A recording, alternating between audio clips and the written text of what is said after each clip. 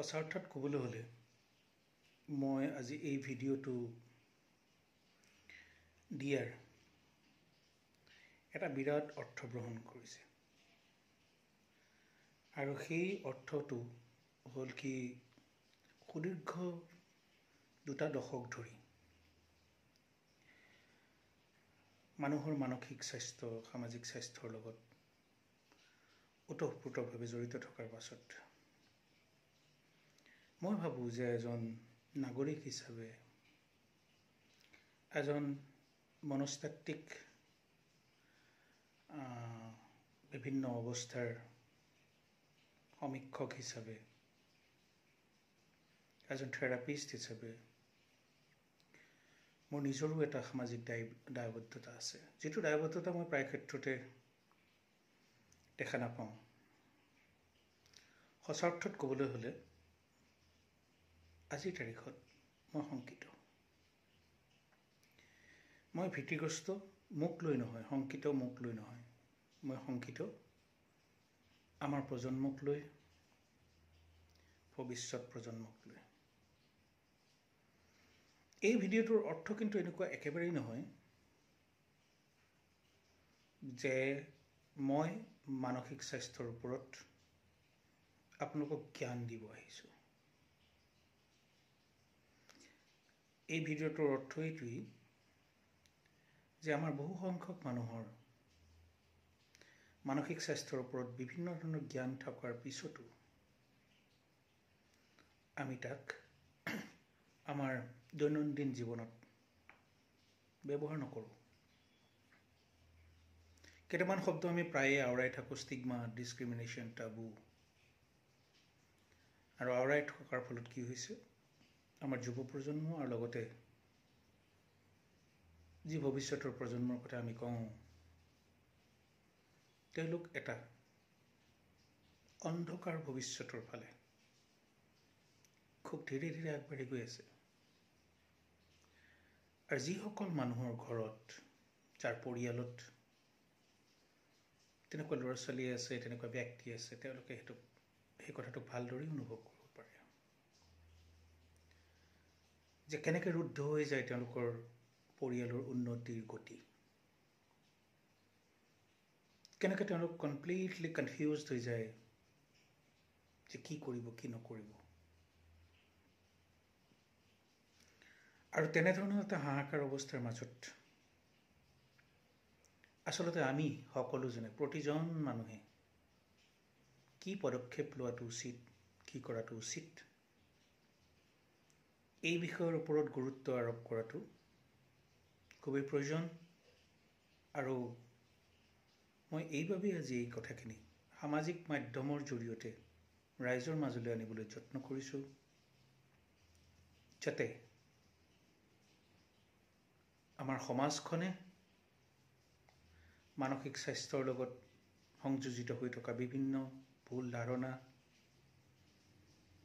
বিভিন্ন ধৰণৰ মিথ আৰু মিছকনচেপশ্যনছ বুলি যিটোক আমি কওঁ, সেইবোৰৰ পৰা আঁতৰি আহি মানসিক স্বাস্থ্যটোৰ ওপৰত যাতে গুৰুত্ব দিয়ে। কাৰণ মই মোৰ দৃষ্টিভংগীৰে দেখিছোঁ, মানসিক স্বাস্থ্যৰ যদিও অৱনতি হয়, শাৰীৰিকভাৱে, সামাজিকভাৱে, বৌদ্ধিকভাৱে এজন মানুহক আপুনি যিমান এটা আশা কৰি বহি আছে, সিমান এটা কেতিয়াও হ'বগৈ নোৱাৰে। মনটো এনেকুৱা এটা মেকানিজিম, মনটো আমাৰ ব্ৰেইনে যিটো কাম কৰি আছে, এনেকুৱা এটা মেকানিজিম যি আমাক আমাৰ জীৱনটোক পৰিচালিত কৰাত সহায় কৰে।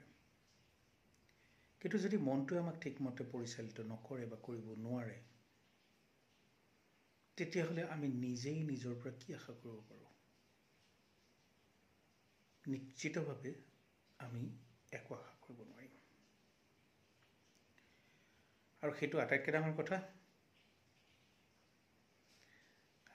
মোৰ সৰু এখন ইনষ্টিটিউশ্যন আছে, যিটো ইনষ্টিটিউশ্যনলৈ মোক বিচাৰি বা আমাৰ যি সেৱা, সেই মানসিক স্বাস্থ্য সেৱা বিচাৰি বহু ঠাইৰ পৰা বহু মানুহ আহিছে। আৰু প্ৰত্যেকৰে মুখত মই যিবোৰ কথা শুনিছোঁ, যিবোৰ ইনফৰমেশ্যনছ তেওঁলোকৰ পৰা পাইছোঁ, যিবোৰ কেছ হিষ্ট্ৰী মই পাইছোঁ, এই কেছ হিষ্ট্ৰীবোৰৰ আধাৰত মই সম্ভৱপৰ হ'লে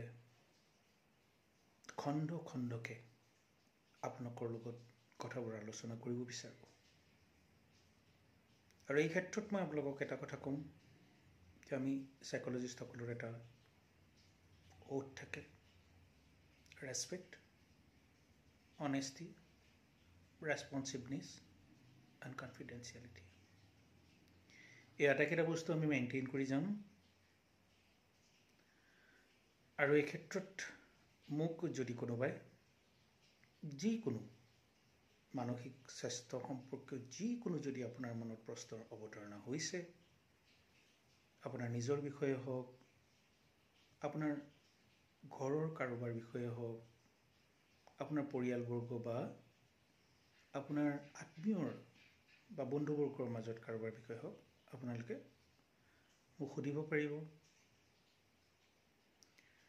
আৰু সোধাৰ লগতে তাৰ বিভিন্ন নিৰাময়ৰ উপায় কি হ'ব পাৰে, বা আপোনালোকে ক'লৈ যোৱাটো উচিত, মানে কেনেকুৱা প্ৰফেশ্যনেলৰ ওচৰত যোৱাটো উচিত, কেনেকুৱা ধৰণৰ মানসিক স্বাস্থ্যৰ বিশেষজ্ঞৰ ওচৰত যোৱাটো উচিত আৰু গৈ তেওঁলোকৰ লগত আলোচনা কৰাটো উচিত, এই বিষয়ে মই আপোনালোকক সমাধান দিবলৈ যত্ন কৰিম। আপোনালোকৰ হয়তো বহুতৰে মনত থাকিবও পাৰে, নাথাকিবও পাৰে। এটা সময় আছিল, এইটো 2012 চনমানৰ কথা, যেতিয়া NTV, এনি হাই-ফাই আছিলে। তেতিয়া মই তাত তেতিয়াৰ এগৰাকী সুবিখ্যাত RJ মঞ্জিষ্ঠা, আচলতে তেওঁৰ নাম কাৰ্বি চলিহা, তেওঁৰ লগত মই 64টা এপিছ'ড কৰিছিলোঁ। আৰু সেই এপিছ'ডটোৰ বা সেই চিৰিয়েলটোৰ নাম আছিলে হৃদয়ৰ ইপাৰে সিপাৰে। অদ্ভুত সঁহাৰি লাভ কৰিছিলে সেই অনুষ্ঠানটোৱে। আৰু তাত মই বিভিন্ন প্ৰশ্নৰ উত্তৰ দিছিলোঁ, মানুহৰ ৰিলেশ্যনশ্বিপ বিষয়ক হওক, মানুহৰ মানসিক স্বাস্থ্য সম্পৰ্কীয় হওক, বিভিন্ন বিষয়ৰ ওপৰত আলোচনা হৈছিল। ফোন ইন এটা আছিলে, প্ৰগ্ৰেম আছিলে। তো মই আশা কৰিম মই যিটো প্ৰগ্ৰেম বা যিটো অনুষ্ঠান অকলে নিজা প্ৰচেষ্টাত আগবঢ়াব লৈছোঁ বা আগ্ৰহ প্ৰকাশ কৰিছোঁ, সেই অনুষ্ঠানটোৰ প্ৰতি বা সেই যে বিশেষ খণ্ডবোৰ থাকিব, তাৰ প্ৰতি আপোনালোকে যাতে সঁহাৰি আগবঢ়ায়। এই কামখিনি মই কোনো সাধাৰণতে যিবোৰ ছ'চিয়েল মিডিয়াত মানুহে বিচাৰে ন, যে লাইক, কমেণ্ট, এইবোৰৰ ওপৰত এইবোৰ বিচাৰি মানুহে আজিকালি বহুত প্ৰগ্ৰেম কৰে, পোষ্ট দিয়ে। মোৰ পোষ্টবোৰ কিন্তু তেনেকুৱা নহ'ব। মই বিচাৰিছোঁ আপোনালোকৰ কামত আহক, ভৱিষ্যত জীৱনটোক আমি সুন্দৰভাৱে উদযাপন কৰোঁ, আৰু মানসিক স্বাস্থ্যৰ যিটো প্ৰয়োজনীয়তা, তাক যাতে আমি মৰ্মে মৰ্মে উপলব্ধি কৰোঁ। তো এইখিনিকে মই আজিলৈ ক'লোঁ। এইটো মোৰ প্ৰথম ভিডিঅ'। ইয়াৰ পাছৰ ভিডিঅ'বোৰত আপোনালোকে মোৰ আপডেট, অৰ্থাৎ মোৰ যি প্ৰফাইলত যিটো থাকে আপডেট দিব পাৰি, তো সেই আপডেটত মই আগতীয়াকৈ লিখি দিম, আপোনালোকে সেই ভিডিঅ' চাব পাৰিব। আৰু আপোনালোকৰ কিবা প্ৰশ্ন থাকিলে, যদি ভেলিড কুৱেশ্যন হয়, আপোনালোকে মোক ইনবক্স কৰিব পাৰিব। আৰু লগতে মোৰ হোৱাটছআপ নাম্বাৰ দিয়া থাকিব, তো যিটো হোৱাটছআপ নাম্বাৰত আপোনালোকৰ প্ৰশ্নটো অসমীয়া হওক, হিন্দী হওক, ইংলিছ হওক, বেংগলী হওক, আপোনালোকে লিখি মোলৈ পঠিয়াব পাৰিব। আৰু আটাইখিনি কথা মই অসমীয়াত ক'বলৈ চেষ্টা কৰিছোঁ, যাতে মোৰ কথাখিনিৰ পৰা প্ৰথম লাভ কাৰ হয়, মোৰ অসমখনৰ মানুহখিনিৰ লাভ হয়। তাৰপিছত ভাবিম